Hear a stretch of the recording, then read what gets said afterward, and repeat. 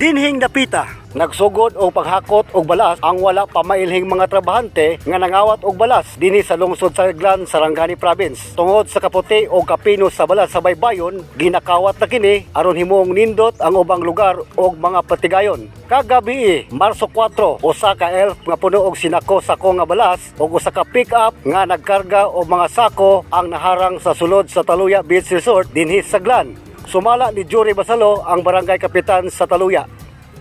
Based sa report ako ang barangay Tanod, Friday nagkuha sila dire, Sunday sa alas 10 adlaw nagkuha sila dire, pero wala to namo na intercept. Pero karon atong gabi na intercept na gyud namo. Sa pagkakaron ang among nakuan kay wa man mi naabtan kagabi dire, pero dili man kay kini raser pati na kana Kanang pick up. Oo. Kay naa din ha ang mga sako nga sobra wa pa nila magamit ug naa po di ang pala nga ilang gigamit pagsulod ana nga kuan. So naa po diha na mga pokot diha nga triple net o double net na diha nga naa diha sa sulod. Kay ilang pasangi lang nga nagabi dire nga mamukot sila.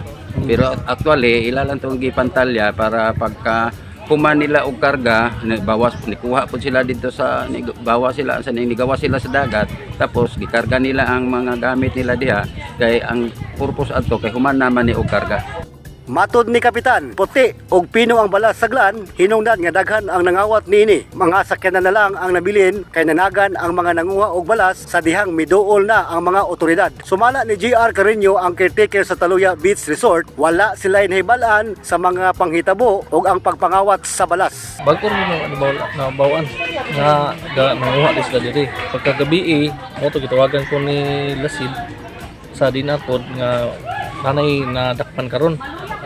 Nga wa mi kalibutan nga wa sila nananghid, wa sila na kahibalo nga mo na ilang kuan. Basta blind kami sa tanan nga panghitabo. Dili kini ang unang higayon sa kasong pagpangawat sa balas dinhi sa lungsod sa Aglan. Daling nangabot ang mga opisyal sa Department of Environment and Natural Resources Region 12 aron masuta ang sitwasyon apan wala na kini magpa-interview. Subay sa suhestyon sa taga DNR, mao kini ang himuon ni Kapitan. I-custody ang kini sa barangay.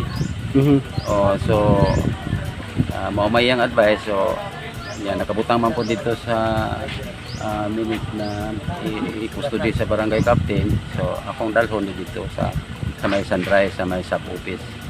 Base sa Republic Act No. 7942 kon the Philippine Mining Act of 1995, una pa man makakuha og balas o bato, gikinahanglan nga mulukat og quarry permit gikan sa Mines and Geosciences Bureau. Ang pagkwari sa mga balas ug uban pang natural resources gidili sa balaod, labi na kung wala kini quarry permit.